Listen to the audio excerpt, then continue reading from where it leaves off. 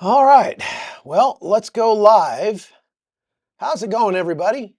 Chuck Holton here, and I am coming to you from my studio in Panama for once. I finally got back here after being gone for about 3 months. I see my old friend Ken Owens is in the house from Germantown, Maryland. One of the few of our friends who didn't move away from Germantown, Maryland at some point from when we lived there. Ken, it's good to see you. I hope you and Judy are doing fine and your kids and everything. Thank you for being here with us. Now, hi, Diane. Diane wants to come back to Panama, I think. So do me a favor and post in the chat where you're watching from. We're going to talk about what's going on in Israel today. And really, what we're talking about is the information war. The information war is just at an unbelievably high pitch at this point. The media is weaponizing everything that happens to use against Israel.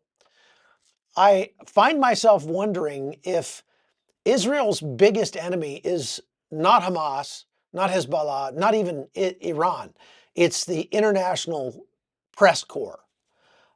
And so much of that comes down to what we see in this country all the time, in the United States and in Panama too, that the majority of people who become journalists tend to be on the left. And so they're going to see everything through that lens, the lens of the left. Now, we're we're going to talk more about that today and kind of work out the the reasoning for it. But I'm also going to do kind of what I like to call answering idiots, which is showing you some things that are being said by people on the left or Scott Ritter or people like that, and then showing you what the truth is on the ground. So we're going to talk about all those things today. Now, I've been working on trying to set up my studio a little bit better here and have not been successful so far. But there's a whole lot to be uh, to talk about. But before we talk about any of that, I need to say thank you to our sponsor for today, the Wellness Company. They wanted me to tell you about their product called Recharge. So take a listen. You ever feel like your brain is running on like Windows 3.1 or something? Like you're running on decaf and the whole rest of the world is on espresso? Yeah, that's probably your mitochondria imitating the French army, waving the white flag. It's time to recharge, literally. Recharge is the name of TWC's latest product, and they're sponsoring this video today. It's not another overpriced wellness gimmick. It's a legit brain boost from the Wellness Company. It's got a powerhouse trio, NAD+, methylene blue, and PQQ, all in one daily supplement. It's like jumper cables for your brain cells. Here's how it works. NAD+ is what your cells use to make energy. No NAD+, no fuel. Pretty important stuff. Methylene blue helps your mitochondria, which is your cellular power plants, run better, and you get more energy and less burnout. PQQ is like hiring more mitochondria for your body. Not joking. It actually helps your body make more mitochondria. All that translates to sharper focus, steady energy, and mental clarity. And no, your tongue is not going to turn blue. That's just TikTok nonsense. But just pop 2 tablets in the morning and get back to firing on all cylinders. So go to twc.health/hotzone and use code HOTZONE to get 10% off plus free shipping. That's twc.health/hotzone, code HOTZONE, 10% off, free shipping, and maybe even fewer of those "where did I leave my keys" moments. You're welcome. All right, back to our video. So, thank you to TWC. I'm curious how many of you have tried any form of methylene blue, whether it's the drops or the pills or whatever. I'd like to hear from you whether or not you've tried it. And so post that in the chat there, and I can go back and look at that later. Also, if you have any questions while I'm doing this live broadcast, I'm coming to you live right now from Panama. And if you have questions, put them in the chat. Our team of moderators will collect them up and put them on a document for me that I can then go back and answer all your questions at the end of the show today. So, the first thing I want to start out with is kind of the biggest one, and that is, of course, our old friend Scott Ritter never fails to deliver in terms of if I need some if I need to find where somebody said something that was just really stupid, I just go look for the most recent Scott Ritter video, and there's a wealth of stupid things that he says just every time he opens his mouth. And so it's kind of a layup for me, really. I mean, it's not real difficult to to debate the points that Scott Ritter makes.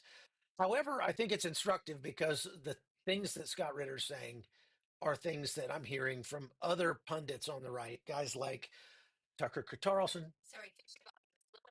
It's low and tinny. Oh, okay. Thank you.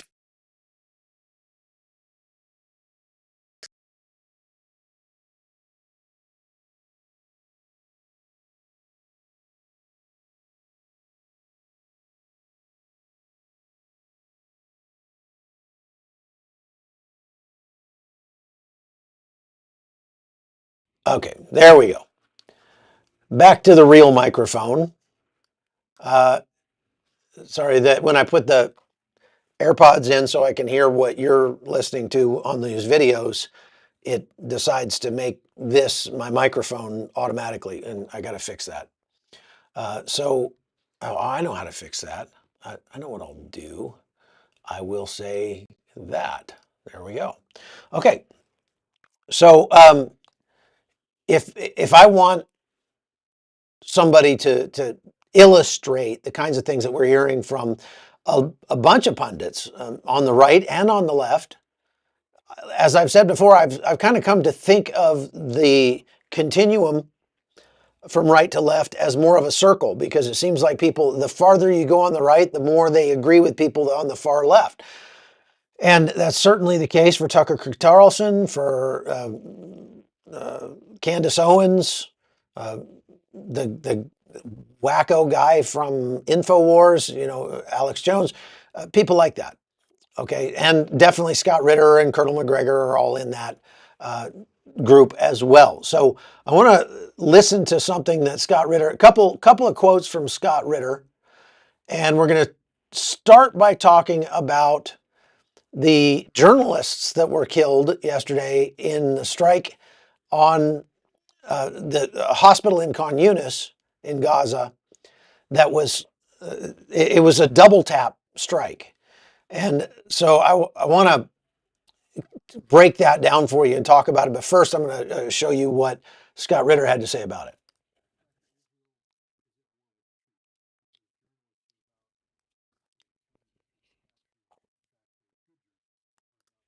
Well, and put it in a proper context and packaging it up and disseminating it. And the people who do this in Gaza are telling a truth that is uniformly hostile to the Israeli point of view.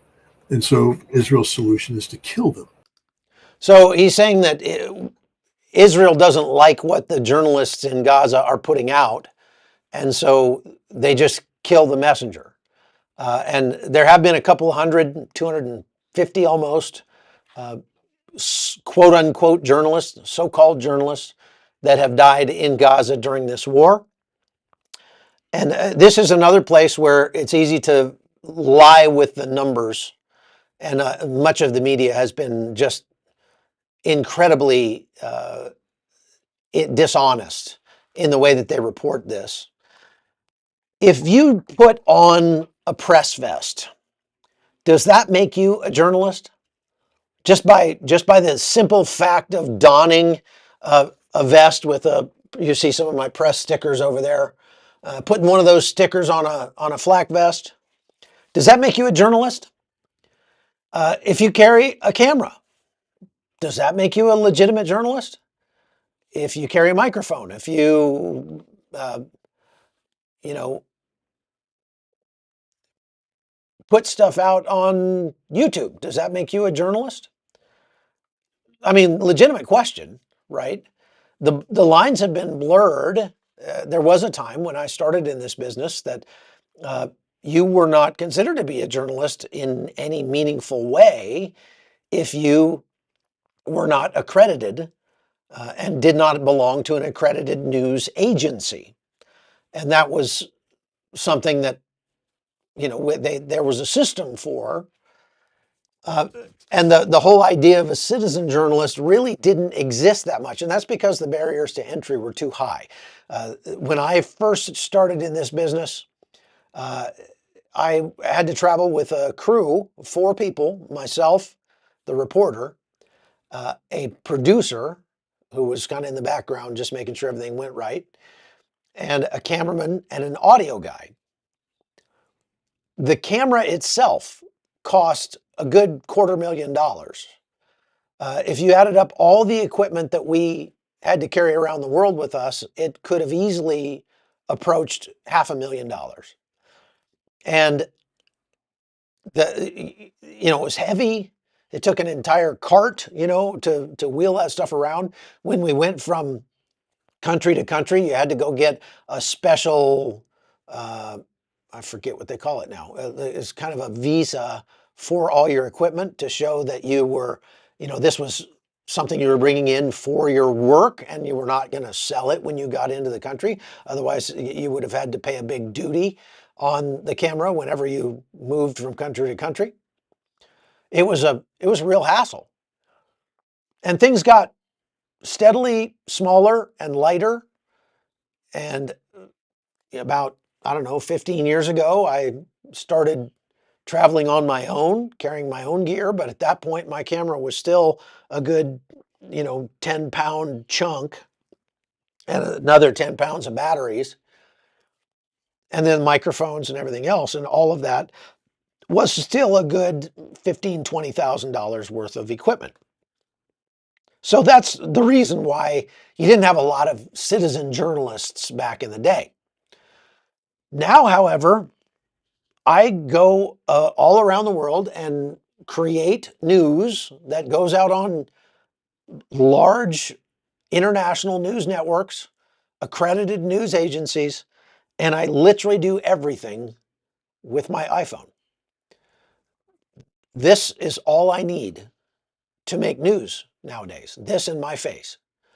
And that is the incredible change that has come to this business. And that's one of the reasons why now the majority of first source news, that is news being shot at the source, is not shot by journalists. It's shot by civilians on their phones.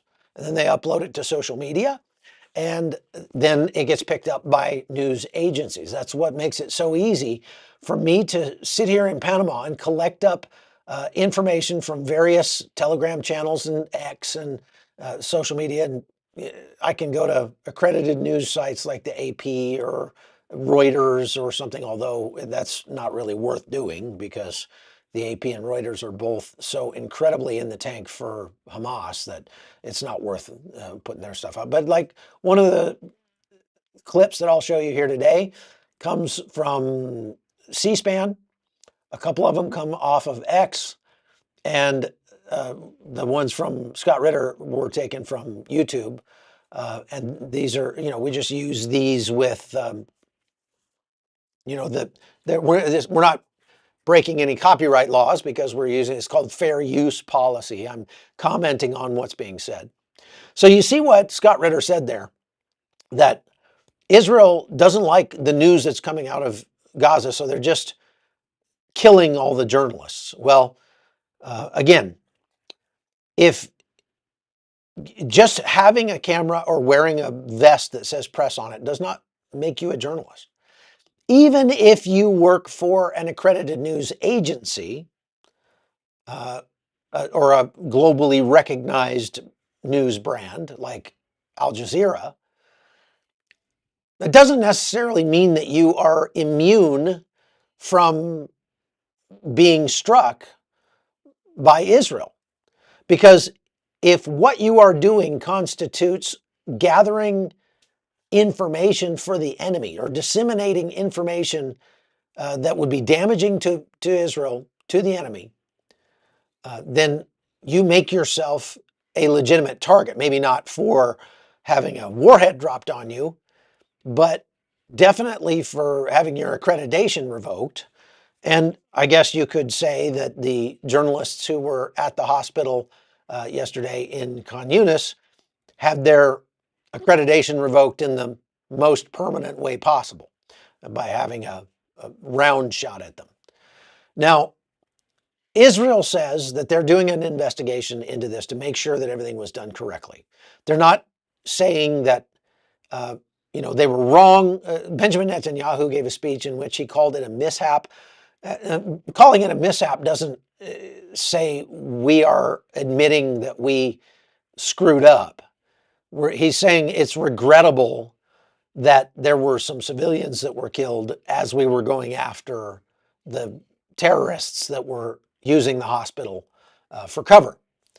And they have proof that the terrorists were using the hospital for cover. There's one video of one of the journalists who was killed entering the hospital carrying an RPG an hour earlier. And that's floating around on social media. So of the 240 something journalists that have died in Gaza, journalists in scare quotes, during this war, some extremely sizable percentage of them were actually provably either on the payroll of Hamas, moonlighting for Hamas, facilitating what Hamas had done, or joining Hamas, for example, in Israel on October 7th, documenting what Hamas was doing by entering Israel illegally through the border fence from Gaza. And Israel has said, if you came into Israel on October 7th, we consider you a combatant and we will track you down and eliminate you. And so just the mere fact that some of these guys were wearing press vests and maybe they didn't shoot anybody, they were just filming what was going on October 7th, does not mean they're not a target. Israel has made very clear. It's just like imagine if I had been in Washington, D.C. on January 6th of, what was that, 2021? And had gone into the Capitol building as a journalist to, record what was happening in there. Now, I'm not making any judgments on, what happened there or not, or whether or not that was an insurrection. I don't think it was. But nevertheless, had I gone into the Capitol building wearing a press vest, carrying a camera, doing nothing but filming what's going on, do you think the Biden administration would have let me get away with that? I know for a fact several people who went in as journalists who ended up in a federal penitentiary. So that, that is not a get out of jail free card. Being wearing a press vest is sort of irrelevant. It's more, what's more important is what you're doing. Now, the other thing is, of the 5 so-called journalists who were killed at the hospital yesterday in Khan Yunis, at least 3 of them were known to have been Hamas supporters or Hamas facilitators. 1 or 2 of them were in the act of surreptitiously filming the IDF in the area and putting it out live, which gave other Hamas fighters the ability to see where the IDF was in order to target them. So I mean, you're actually fighting on the side of the IDF if you're using your camera. I'm sorry, on the side of Hamas, if you're using your camera to give away sensitive information about what the IDF is doing. Now, turn it on its head. Let's say that I went into Gaza and I saw some Hamas fighters preparing a salvo of rockets to fire at Israel. And so I ran over and went live and started filming the Hamas fighters live as they were preparing these rockets for firing at Israel. Do you think Hamas would have said, "Oh, he's wearing a press vest. Just he's fine. No, he's a journalist, so leave him alone"? No, absolutely not. They would have shot me in a heartbeat. There's no question about that. And nobody denies that. Nobody in their right mind would try to make the case that Hamas would allow unbiased truth telling, as Scott Ritter put it, of what was going on the ground. Hamas, there's tons of evidence that Hamas requires journalists or anybody who wants to pretend to be a journalist to get clearance from them before they report anything. And there's a long list of things that they're not allowed to report. As a matter of fact, one report that I read said that Hamas did two things that are incredibly unethical when it comes to journalism. One is encouraging the journalists that if you're going to come and report in Gaza, you have to report on the suffering of the Gaza people in a way that makes it Israel's fault. Okay, so they're shaping the narrative there before. So, I mean, look, I've had that happen when I've gone different places. I was in Mexico one time. I had the Mexican authorities telling me not only what I could show, but how I had to spin it when I put out my report. And I just said, not going to do that. And if you're going to, if that's a condition of my joining you on this mission, then I'm out. Won't do it. Okay. But Hamas is known to do that. The other thing they're known to do is to pull journalists aside and say, show me your camera, and go through and say, okay, delete this photo, delete this photo, delete this photo, delete this photo. That in and of itself is not that strange. I've had the United States Army do that to me. But they'll say, look, if you report this in a certain way, the way we want you to, we'll give you more access to get into the hospital or to get into the, whatever, the tunnels or whatever. And what that makes you is it makes you a propagandist for Hamas. Now, there's a fine line there. No question. There's a fine line because, when you go into a war zone, you're going to have to choose a side. Like there's nobody that goes into a war zone and reports from between the two warring parties. That you would not have a long time to live if you tried to report that way. It's just not advisable. You'd have both sides shooting at you. So you have to choose a side.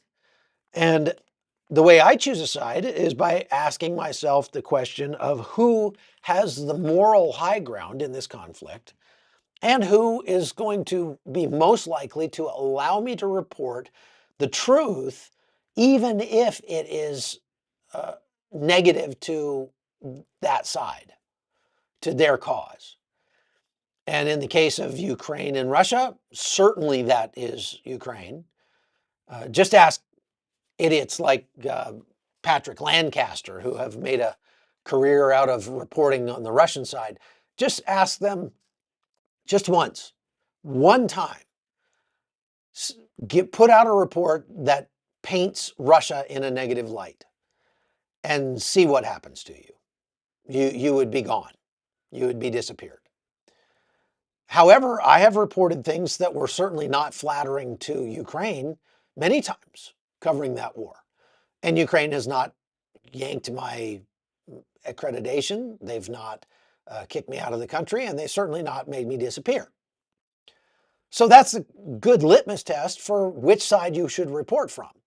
Same thing in the Israel war with Gaza. I could have gotten into Gaza as a, reporter for, somebody, and I probably wouldn't have lasted very long. You know, you, but that does not mean that Israel has to allow every person that puts on a press vest in Gaza to run around and report whatever they want. And the red line in that equation is you can report whatever you want as long as it doesn't put Israeli troops at risk. So Israel is watching, and if you are standing in the middle of the street with something on your shoulder like this, pointing at the Israeli troops, there's a good chance you're going to catch a round or two come in your direction. Because in combat, the Israelis, not only do they not have the ability to differentiate at 300, 400 yards between the lens of a camera and and an RPG or something, or an anti-tank missile, but they don't have the duty to do that, to try to differentiate between that. Now, if they can see that the guy that's not a weapon, then they're not going to shoot at him. But if they can't tell the difference and they have seconds to make a decision, they're going to decide that they're going to shoot first and ask questions later. And so as a war correspondent, if you're going to cover a war, you have to keep that stuff in mind. I don't, if there's a gun battle going on between the Taliban and the US troops that I'm embedded with in Afghanistan, I'm not going to stand up on top of the HESCO barrier and try to film both sides, because the Taliban will shoot at me. I am certainly a target, even if I have a camera. Okay, so it's at the very least disingenuous for Ritter to make the assertion that Israel is just killing anybody who disagrees with them, or killing people because they don't want the truth to come out. Now, I've been critical of the IDF, not so much the IDF, it's more the General Press Office in Israel, because they have been very slow to respond to requests for interviews, for embeds, for the ability to get into Gaza and see what's happening. They are starting to figure out that it's not in their best interest to continue with that policy, and they're starting to allow more journalists in. Our own Chris Mitchell from CBN got into Gaza and went to a GHF distribution site last week. So Israel is allowing them in. Now, when you're in Gaza and you're there at the pleasure of the IDF does ask that you turn anything that you're going to release into them before you release it and get it approved. But what they're not saying is, send me your completed package and we're going to decide whether or not you've spun it in our favor or not, and then approve it on that basis. What they're saying is, send me your raw footage and we will tell you if there's anything in that that could endanger IDF troops. And so what I did when I went into Gaza is I sent 15 or 20 clips that I wanted to use that I had filmed in Gaza, including my stand-ups and things like that, and sent them to the IDF, and they looked at them and said, okay, there's nothing in these that are going to endanger our troops, so go ahead and use it. And then I put my story together after that, and I put it together the way I wanted to, the way to tell the truth as I saw it. So that's far different from what Hamas does. Okay, so there's basically two kinds of journalists in Gaza that are not there with the IDF. If you're a journalist in Gaza, you're either there and you're forced to report how and what Hamas wants you to report, and not report how and what Hamas doesn't want you to report. And you have to report it in the way, from an angle that Hamas approves ahead of time. So it has to be negative toward Israel, for example. The other type of journalists that you see in Gaza, and these are many of those who make up the ranks of the ones who have been killed, are people that are not journalists at all. They put on a press vest and then they go about doing Hamas stuff, creating shenanigans. I mean, if let's say that Hamas, that Israel was forced to never touch a journalist, never touch it. Well, Israel doesn't accredit any of the journalists that are reporting from Gaza, except those that come in at their invitation. So they have no way of knowing if that guy's a journalist or just a guy wearing a press vest. So imagine if Israel was not allowed to shoot at anybody with a press vest on. Don't you think that would lead to a whole lot more people wearing press vests? I mean, and that's what we're seeing, is we have seen multiple occasions throughout this war where Hamas has dressed up as aid workers. We just last week saw a video of them dressed up as workers from the World Central Kitchen, driving around in ambulances, dressing up as medical personnel, posing as journalists, whatever.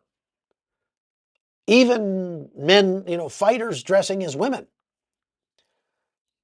So Hamas has no problem whatsoever with using, and you have to understand what they're doing when they do that is they're trying to weaponize Israel's sense of morality. If Israel says, our sense of morality says we don't shoot at women, we don't shoot at medical personnel, we don't shoot at journalists, okay, then Hamas is like, great, that's what we're going to dress up as, or an aid worker, right? And it's become a meme. It's just so common now. It's become a meme. So it's, again, it comes down to who's at fault here. Well, Hamas is at fault. If journalists are dying legitimate journalists are dying in Gaza, whose fault is that? It's Hamas's fault. So why is everybody condemning Israel? Right? Okay, so I want to show you another video from Ritter, and we'll talk about that, where he's talking about how Israel cannot survive. I'll tell you what, I'm going to save that to the end. I'm going to go on to Ken Martin is part of the Democratic National Committee. And in a meeting, a DNC meeting yesterday, I think, or maybe today, he calls for a immediate ceasefire, blah, blah, blah. He brings forth a resolution saying immediate ceasefire. We need unfettered and unlimited aid into Gaza, and we need a two-state solution. And I want to break this down for you and kind of show you how ridiculous this actually is. But listen to what he says first. This room agree on is that the crisis in Gaza is urgent.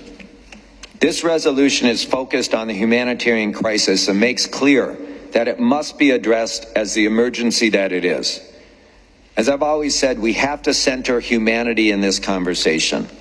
Thousands and thousands of innocent lives have been lost in this conflict.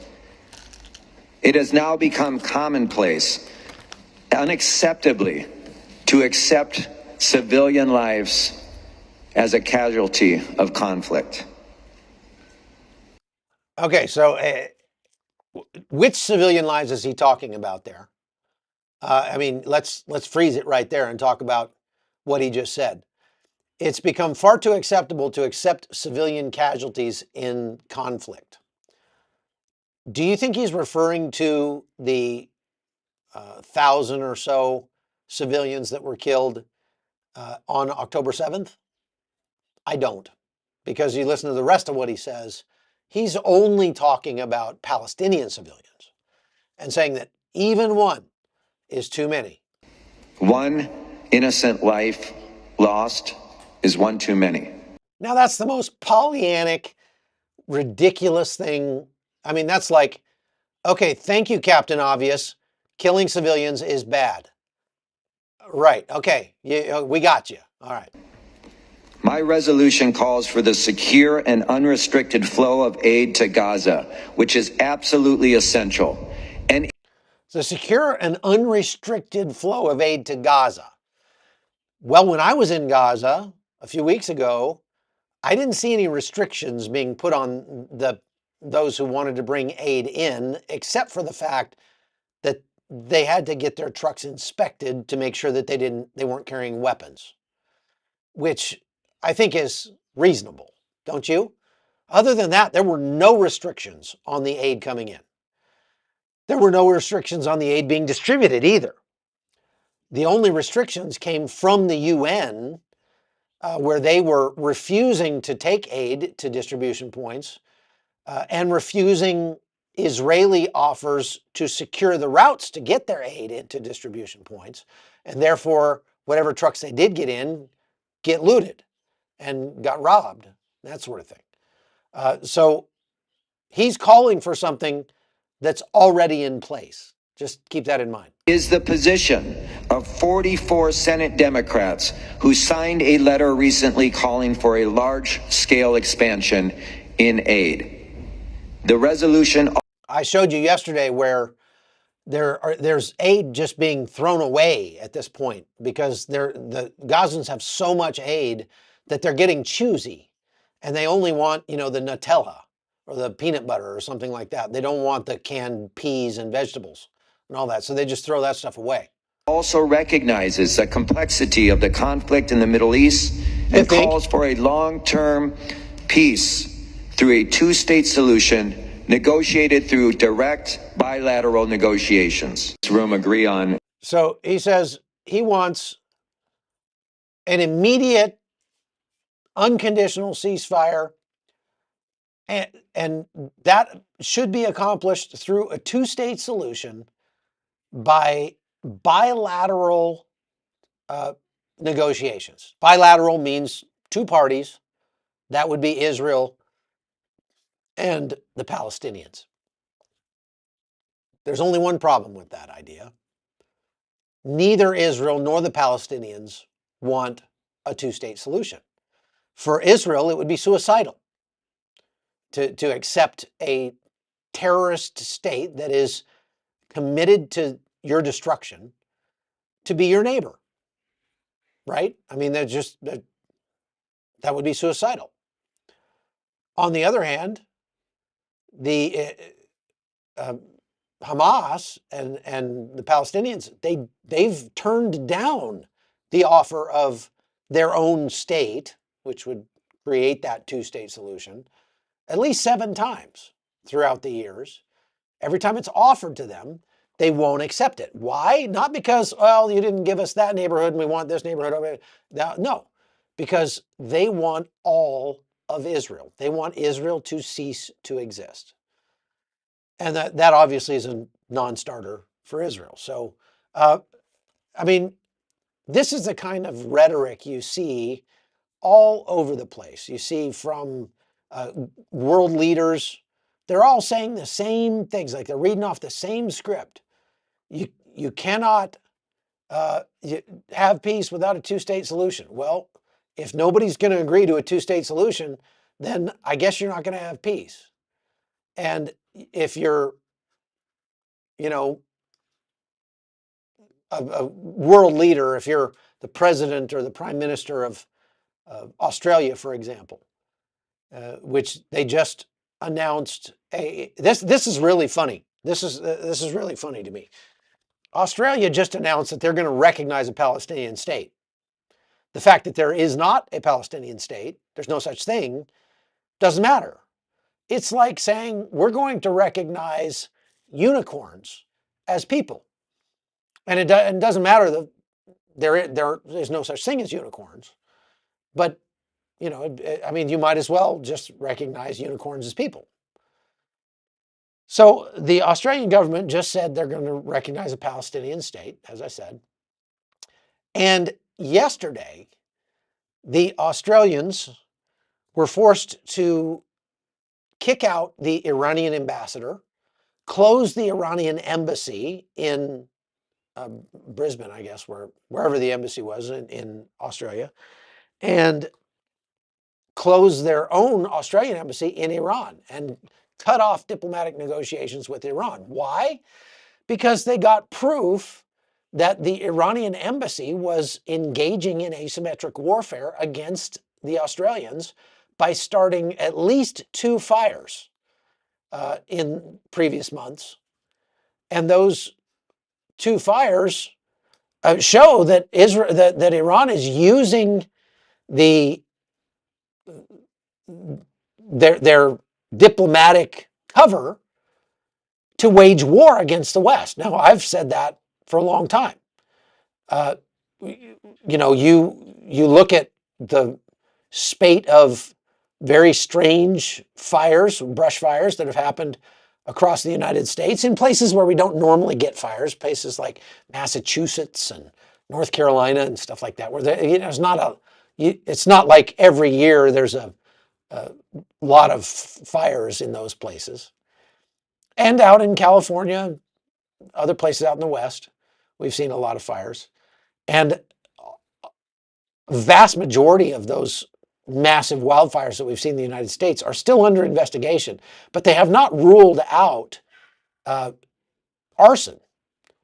And if they could prove that it was arson, then they'd have to prove who did it. But we know that Russia, China, and Iran are engaging in asymmetric warfare against the United States, against Western Europe, Australia, the UK. This is one of the ways they do that. So on one hand, Australia is being forced to admit that this axis of evil, which would include the Palestinians, okay, because the Palestinians are a proxy for Iran, are a problem. And there's such a problem that they have to kick the Iranians out of their country. And then on the other hand, they're recognizing the Palestinian state that doesn't exist. Is that ridiculous or what? Is that crazy? Now, I've got a great quote from Jonathan Conricus, my friend. He's a great guy. And he is so well spoken in this. And I wanted to play this for you so you can hear his reaction to what the Australians did. In your time. So let's start off with what your reaction is to the Australian government's declaration now. Well, good morning to you. Thanks for having me on. If there ever will be a Palestinian state, then the silver platter on which it will be presented will be the Hamas atrocities on October 7, the murder of 1,300 Israelis, most of them civilians, and the taking hostage of 251 Israelis. That is what Hamas did on October 7. And you won't be able to convince, and neither will any naive Australian prime minister or politician, you won't be able to convince a single Arab in the region that the PA, the Palestinian Authority, is the representative of the Palestinian people. It will be Hamas. This step, as naive, as Western, as gullible, and as misunderstanding of Middle Eastern politics as it is, strengthens Hamas, weakens Israel, makes it virtually impossible for Israel to negotiate hostages out of captivity, and frankly is tremendously disappointing for a democracy to do against Israel. So if these countries, including the United Nations, are all saying, we only care about peace, we just want peace, we want the war to end, but then they're doing things like encouraging Hamas with a Palestinian state that make it less likely that the war can end, certainly make it less likely that any of the Israeli hostages will get out alive, innocent Israelis. What does that tell you about their actual motivations? Now, I personally don't think that they're malevolent, because there's a great saying that I'm fond of that you should never ascribe to malevolence what can be easily explained by stupidity. I just think they're depraved. I just think that these leaders, like the head of the UN, Gutierrez, like the Prime Minister of Australia, Emmanuel Macron, Keir Starmer, these guys are just useful idiots. They are stupid enough to actually believe what they're saying, even though it goes against all reason and logic, but they believe it. All right. Now, okay, now we're going to get to, I'm trying to hurry up here. Scott Ritter talking about the long-term survival prospects of Israel. Take a listen. Especially Israel governed by Benjamin Netanyahu. I don't see his regime lasting much longer. He's under tremendous pressure, both internally, domestically, and abroad. And so I even though I mourn the horrific slaughter and the ongoing genocide, I find some solace in recognizing that we're seeing Israel in its final, spasms of, their genocidal policies. But it's over for Israel. They've lost. They're not going to win. They're not going to recover. They're not going to be sustainable. Okay, Israel has lost. Well, let's run down how Israel has lost here. Because that is truly one of the dumbest takes that, like I say, Scott Ritter just never fails to deliver. Israel's not collapsing. Israel is winning. Since the end of 2023, Israel has decapitated Hamas and Hezbollah's leadership. They've struck deep inside Iran and all of its regional capitals with impunity. They've not lost a plane doing that. They've catalyzed an air defense network coalition, not just Israel and the United States and other Western countries, but Jordan, Saudi Arabia, have all come to the assistance, even Iraq to some extent, have come to the assistance of Israel in this war. Now, if you've got Arab Muslim states moving into quiet alignment with Israel, does that sound like Israel is losing? Of course, we could go down the list of important figures that have been unalived in this war by Israel. Mohammed Deif, Marwan Issa, Salah al-Aruri, Ismail Haniyeh, all Hamas, all leadership has been wiped out. Hamas is now reduced from a legitimate fighting force to just an insurgent force, a guerrilla force, and is unable to function as a governing body in Gaza. Its finance and logistics are disrupted, to say the least. The insurgency might go on, but from a strategic standpoint, Hamas's ability to regenerate into a ruling army is gone. It's over. Now, Hezbollah has seen their leader, Hassan Nasrallah, killed. Other leaders like Fuad Shukr, Talib Abdallah, Naim Qasim's succession. Naim Qasim is a weak man, an old man hiding in a bunker somewhere. You don't see him in public at all. He's not been seen in public since he took succession of the leadership of Hezbollah.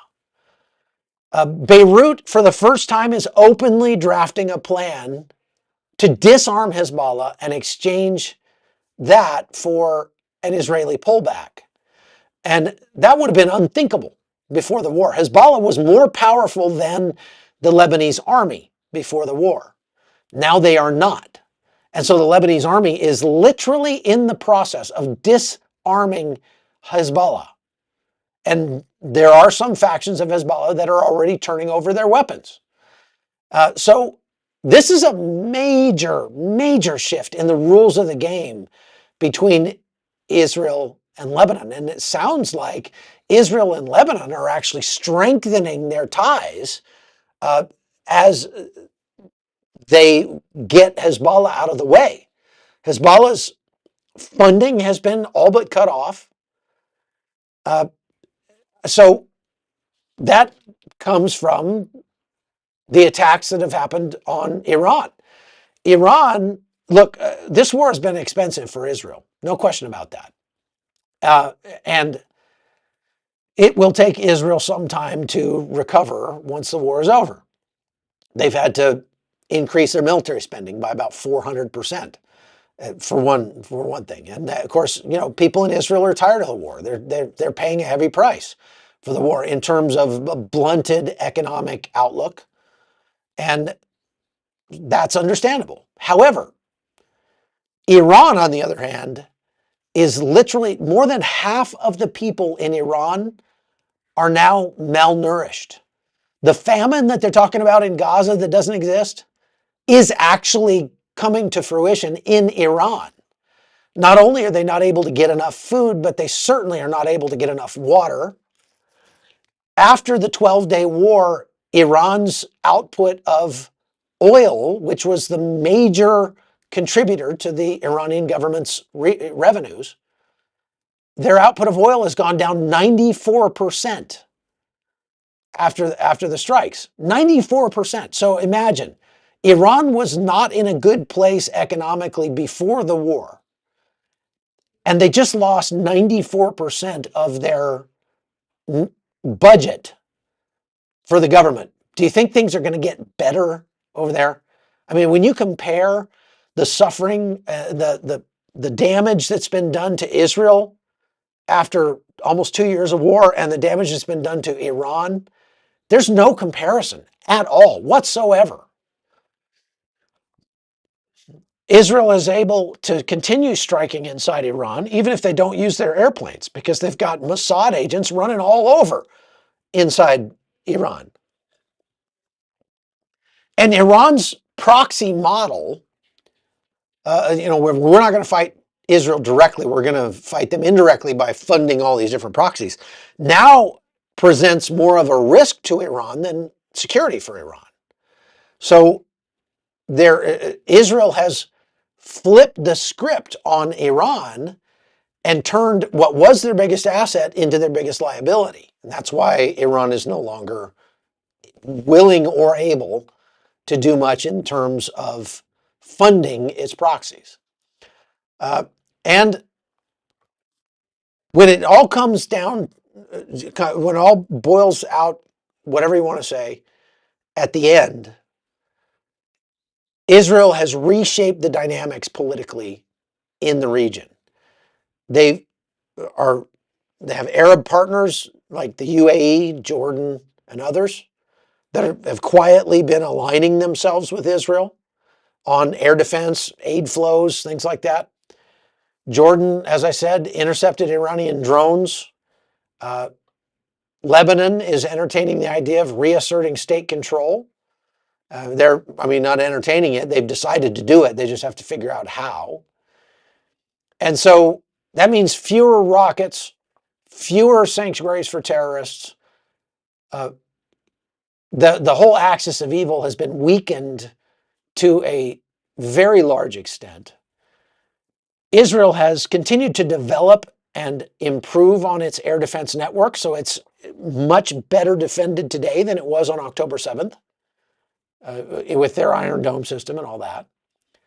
The attacks against Israel have spurred the development of things like the Iron Beam and things like that at a much faster rate.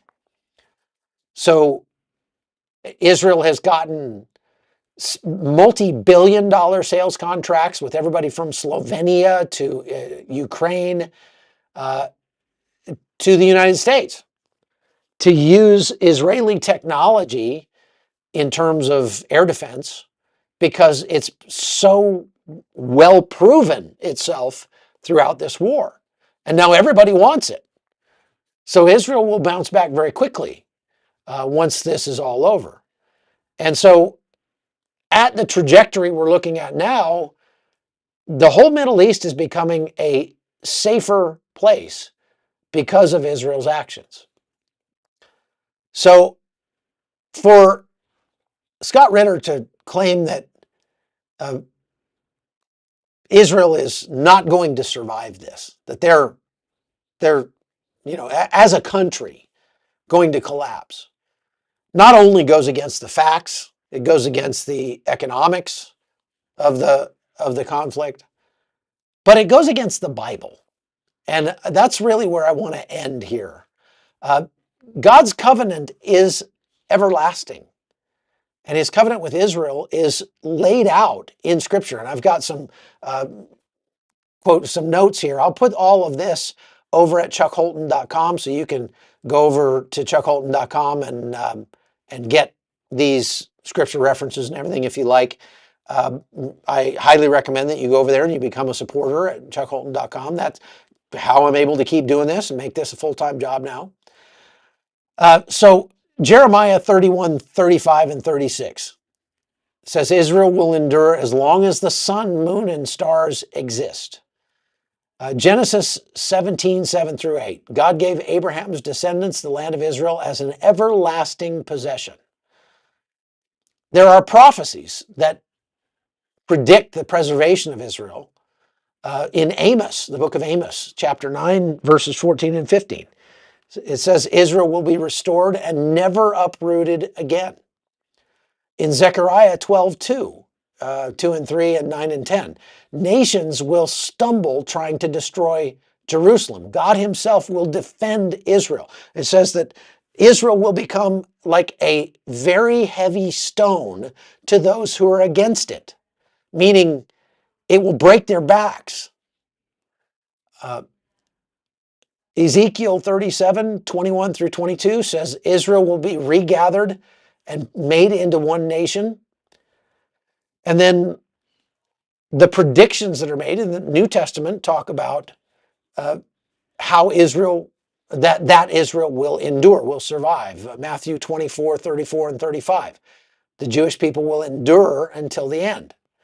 Romans 11, 1 through 2, and 25 and 26 talk about how God has not rejected his people and all of Israel will be saved. So the conclusion here is that the nations can say what they want. People can call for the destruction of Israel. People can call for a two-state solution. But when it comes down to it, the infallible, perfect word of God says that Israel will remain and will endure and will outlive all of its enemies.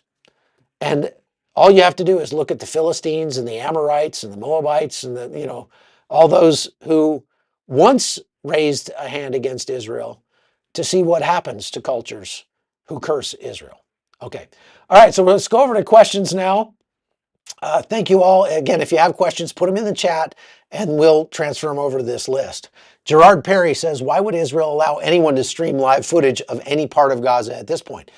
Well, they pretty much don't. They shot somebody who was live streaming video of Israeli troops.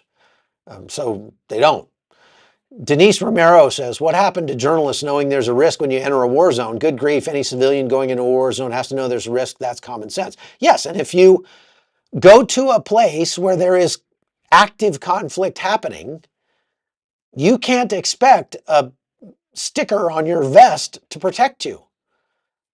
Those guys were standing near, set up near people who were actively resisting Israel. And Israel's going to shoot back. So, what you're saying, Denise, is it's just dumb. It's just dumb for journalists to act like they should have a free pass when it comes to going into a war zone. I certainly don't. I spend a lot of time ducking when I'm in the war zone. Lori W. says, did you see this story this morning on Australia diplomatically cutting off Iran? Okay, so I just talked about that. Tisra Pinto said, would it be possible, advisable for the IDF to put out signal jammers during their offensive? They do to a great extent, because not so much to jam cellular signals or anything like that, but more to jam the signals that could be used to set off improvised explosive devices. But that is a very common standard operating procedure for modern militaries, is to cut off, to jam electronic signals where they go. Now, why they're not doing that across Gaza, it seems like that would be doable. Seems like they'd be able to, make that happen if they wanted to. Maybe it's just more difficult than I think it is, but it's a good question. Maricopa Joe says, have you heard of incidents of anti-Semitism in healthcare? I have. There have been several stories, some out of the UK. I think there was one in Australia and maybe a couple in the United States, where healthcare workers either refused to treat Jews or Israelis or threatened to kill, to actually euthanize Israelis if they got their hands on them. And they've been prosecuted for that. So yes, it certainly has happened. And, it's becoming more and more dangerous to be pro-Israeli, much less be Israeli. I mean, it's very dangerous to be Israeli, but even to be pro-Israeli is a real challenge. I want to get to something real quick by Tisra Pinto, but I'll get to that after these last two questions here. Again, if you have more questions, go ahead and put them in here and I'll get to them. Country Boy 316 says, can't France become a Palestinian state? They pretty much are becoming a Palestinian state. They passed a law that said any Palestinian can take refuge in France and France will give them asylum. So Israel ought to be like, fine, we're going to start sending plane loads of them to France. France has fallen. France is no longer a Christian country. It's a Muslim country. And I say that because even though there are far more people in France who identify as Christians, when you look at the number of people who,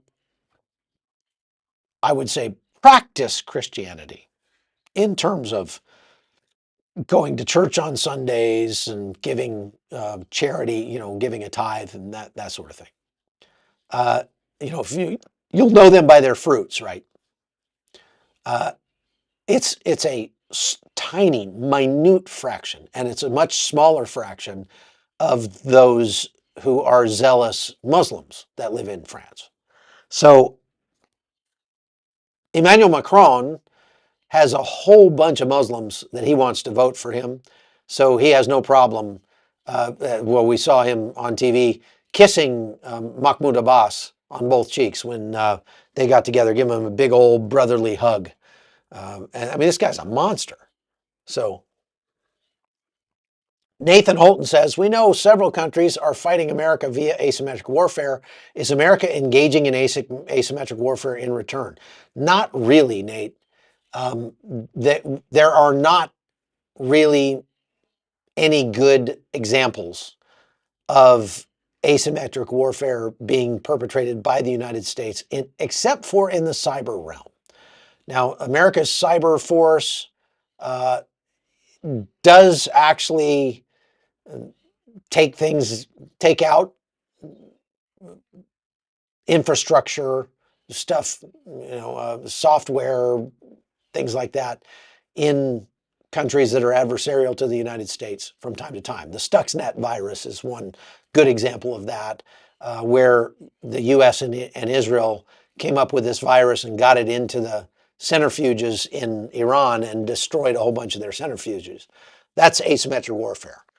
But other than in the cyber realm, as far as like going to Russia or Iran and starting a bunch of fires or anything like that, anything you see happening in Iran that looks like asymmetric warfare is likely the Mossad and not very likely the United States. I would say that the United States ought to put a much higher premium on engaging in asymmetric warfare. But to some extent, that kind of asymmetric warfare is unethical, because what you're doing is, destroying natural resources, destroying civilian infrastructure. If a bunch of houses get burned down, that I wouldn't feel good about my country burning down a bunch of civilian neighborhoods in Tehran, for example, just to poke a stick at the Iranians. So there's that. Okay, so I want to real quickly, before I get done, just go to this article by Hananya Naftali. I hope I said that right. And, it's a counter to the claim that Israel is engaging in genocide. And Hananya Naftali, who's a Israeli journalist, wrote this article called "The 5 Ways the Israeli Army Protects Civilians Even During War." And I'll put the link to this in the description here below. Let me go do that while I'm thinking about it. Ooh, there's some thunder outside. Okay, there's a link to the article that I'm pointing out here. He says, it is basically just a left-wing propaganda talking point that Israel is engaging in genocide. And you're hearing it so much. It's one of those things where the bigger the lie and the more often it's repeated, the more likely it is to be accepted as truth. And so what he's trying to do is push back against that propaganda here by explaining, okay, if Israel was trying to genocide civilians in Gaza, why are they making phone calls and sending text messages to civilians and telling them to get out of the way before they blow anything up? They wouldn't do that if they were trying to kill a bunch of people. Why do they drop roof knocking bombs on buildings before they detonate, before they flatten a building? They drop a small bomb on top of the roof just to warn everybody in that building it's time to get out. That's the reason why you see so much video of buildings blowing up in Gaza, because everybody knows which buildings are going to blow up, because Israel announces it ahead of time so that people can get out. If you're trying to genocide people, that's not a good practice. Israel has dropped millions of leaflets from the sky telling people, get out of the way, get out of this neighborhood. We're going to be operating in this area. And that actually puts Israeli soldiers at greater risk, but it is a very moral thing for Israel to do. Humanitarian corridors and ceasefires, tactical pauses, as they call them. Israel opens up corridors and says, okay, people are free to move through this corridor if you want to move from one place to another, so you don't have to try to infiltrate through the combat zone. We're going to open up this lane here, and we're going to call that a humanitarian corridor, and you can move through there safely, and we're not going to shoot at you. Now, when you do that, you're assisting the enemy. You're making it easier for Hamas to move troops around, move material around, and so again, you're putting more Israeli lives at risk by doing that. If you're trying to genocide people, you're not going to take steps that put your soldiers at greater risk to the benefit of the people that you're supposedly genociding. Israel actually uses great restraint when it comes to bombing hospitals and schools and mosques, and only does that after they have surveilled those locations to the point where they have incontrovertible proof that they are being used as military sites, right? So no other army on earth goes to the lengths that Israel goes to keep from harming civilians. To say nothing of the millions of tons of aid that have been allowed into Gaza by the Israelis, some of it paid for by the Israelis. You wouldn't do that if you were trying to kill off those people. So when you hear the word genocide, you can stop listening to anything else the person says after that, because you will know they're just engaging in propaganda. All right, folks, thank you very much for watching today. I want to encourage all of you to make sure you hit the like button and subscribe to this podcast if you want to get more reports like this on global conflicts and disasters around the world. So take some shorts from this live about the false genocide accusation. Well, we'll do that. Is the UK next to go the way of France, Spain, and Italy? Very likely. Very likely, Terry. I think the UK is already headed that way. In 25 years, the UK will be a Muslim country, primarily because they're outbreeding the British. Why is it that Brits aren't willing to have children anymore, but migrants to Great Britain have 7 or 8 kids? Whatever is causing that needs to get turned around if if the UK wants to survive. Okay. All right. Thank you very much, and take care of yourselves. And we will see you on the next one coming up tomorrow on the Hot Zone. Make sure you also visit our sponsors, the wellness company, twc.health/hot zone. twc.health/hot zone, and you'll get 10% off plus free shipping. So definitely worth taking a look at the products that the wellness company has to offer. All right. Thank you very much.